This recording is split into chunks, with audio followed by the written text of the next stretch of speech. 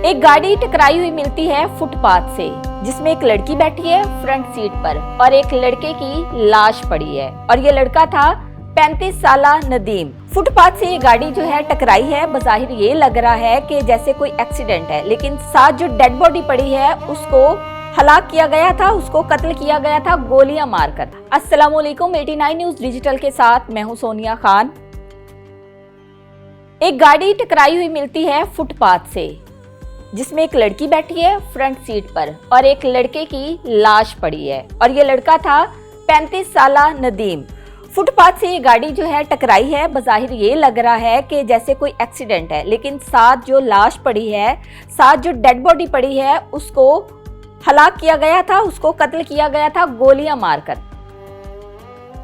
अब ये नदीम 35 साला नदीम जो है ये ऑनलाइन वर्किंग करता है और अपने घर से ये वर्किंग के लिए निकला था। एफआईआर का मतन भी आपके सामने रखेंगे और बाद में जो सारी चीज़ें सामने आई हैं वो भी आपके सामने रखेंगे। अब हम बात कर लेते हैं एफआईआर की। एफआईआर के मतन में क्या लिखा है? एफआईआर जो है वो भाई की मुद्दत में करवाई गई है, जिसमें भाई ये कहता है कि मेरा भाई जो है नदीम वो कोई ऑनलाइन वर्क करता था और उसी सिलसिले में जो है वो जा रहा था, घर से रेडी होके निकल रहा था और उसको कॉल आती है उसके कुछ दोस्तों की कि हमसे मिलो। वो उनसे मिलने के लिए घर से निकलता है। जब घर से निकलता है तो रास्ते में वो अपनी दोस्त रुखसार को साथ ले लेता है कि मैंने कुछ लोगों से मिलना है, फिर वापसी पे आपको जो है वो छोड़ दूंगा। उसके बाद वो रुखसार को साथ लेता है और वो दोनों चले जाते हैं।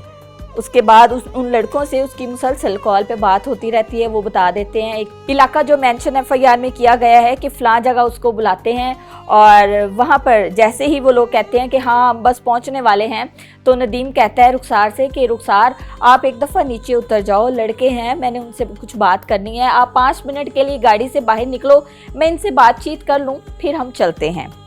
बकौल रुखसार के और एफआईआर के मतन के, रुखसार गाड़ी से निकलती है और वो लोग जो हैं वो गाड़ी में आके बैठ जाते हैं।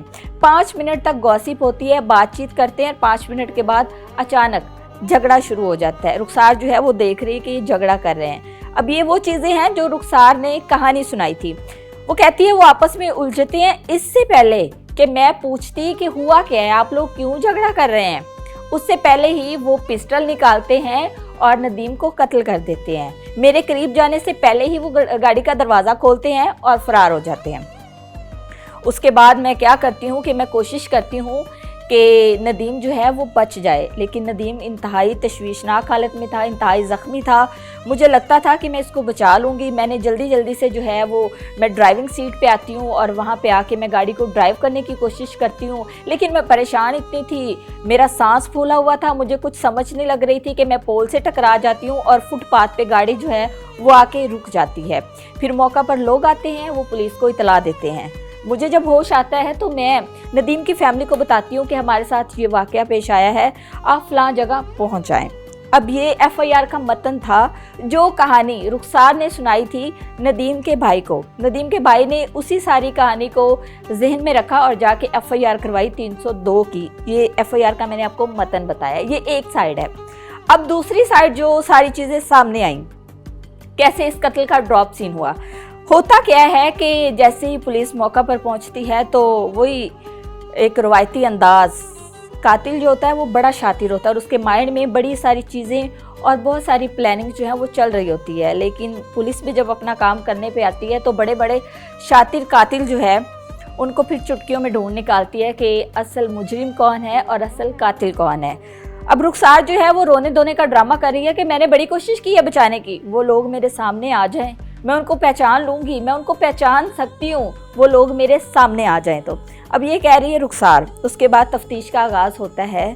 जैसे जैसे चीज़ें सामने आई तो होशरुबा इंकशाफात हुए। पता चला कि कातिल कोई और नहीं, कातिला वही थी रुखसार, जो कि सारा ड्रामा रचा रही थी, जो कि सबसे पहले फैमिली को एक कहानी सुनाती है, मनगढ़ंत कहानी सुनाती है, ताकि फैमिली का जो ध्यान है, फैमिली को वो दूसरी जानिब ले जाए और फैमिली का ध्यान इससे हटके नामालूम अफराद के नाम एफआईआर हो जाती है और सारा केस जो है वो, मुझे अगर कोई चीज़ सामने आती भी है तो मैं बच निकलूंगी कि मुझे तो कुछ पता नहीं। मैंने अपनी तरफ से पूरी कोशिश की, मुझे इसीलिए किसी ने कुछ नहीं कहा क्योंकि मैं गाड़ी से बाहर खड़ी थी और मैं बच गई। लेकिन मैंने अपनी पूरी कोशिश की नदीम को बचाने की, लेकिन नदीम नहीं बच सका। अब रुखसार के मुतालिक जो चीज़ें अब तक सामने आई हैं, ज़राए के मुताबिक रुखसार जो कि पहले से शादीशुदा थी, अपने पहले खावंद से तलाक ले चुकी थी और दूसरी इसने शादी की हुई थी नदीम से, और ये शादी खुफिया शादी थी, यानी कि इस शादी का बहुत कम लोगों का पता था। लेकिन इस शादी को हम कह सकते हैं ये शादी मुबैना तौर पर निकाह किया गया था, क्योंकि इस बारे में अभी तक कोई मुसद्दका इतलात नहीं आई, कोई ऐसे लोग नहीं आए जिन्होंने कहा हो कि वाकई इनका निकाह था। लेकिन घर वालों का कहना ये है कि खातून रुखसार जो है वो नदीम की दोस्त थी। अब शादी थी या नहीं थी, जो चीज़ें अब तक तफ्तीश में सामने आई, खातून ने खुद नदीम को कत्ल किया और उस वजह कत्ल ये थी कि वो अपने पहले शौहर के पास वापस जाना चाहती थी। उसको एहसास हो गया था कि मैं अपने पहले शौहर के साथ मुझे जीना चाहिए था, मैंने बड़ी जल्दबाजी में बड़ा गलत फैसला ले लिया। उसके बाद वो नदीम से शादी करती है। उसकी कुछ प्रॉपर्टी और कुछ ऐसी चीज़ें थी जो कि रुखसार जानती थी। अब तक जो चीज़ें मुबैना तौर पर ज़राए के मुताबिक सामने आई हैं कि वो जानती थी कि पहला शौहर जो है वो फाइनेंशियली तौर पे इतना स्ट्रॉन्ग नहीं है कि वो अपना एक घर चला सके या सारी चीज़ों को मैनेज कर सके। तो रुखसार ने फिर सारा क्या प्लान बनाया कि वो नदीम को फंसाती है। वो अच्छा कमाने वाला था, ऑनलाइन बिजनेस कर रहा था और फाइनेंशियली तौर पे ठीक था। तो इसने ये सारी जो चाल चली या सारा ये जो ड्रामा रचाया गया था या ये सारा जो दूसरा रिश्ता और दूसरी शादी और दोस्ती, ये सब कुछ पैसे की खातिर की गई और मोहब्बत की आड़ में रह के जो है ये सारा घिनौना फेल सर अंजाम दिया गया। लेकिन पुलिस ने यहाँ पे बड़ी जल्दी और बर वक्त कार्रवाई की और मुलजिमा जो है उसको हिरासत में लिया। यही ने मुलजिमा ने इब्तदाई तफ्तीश में ही सारी चीज़ें जो है वो खुल के बयान कर दी और बता दिया कि हाँ, मैंने इस प्लानिंग के तहत जो है ये जुर्म सरजद किया था।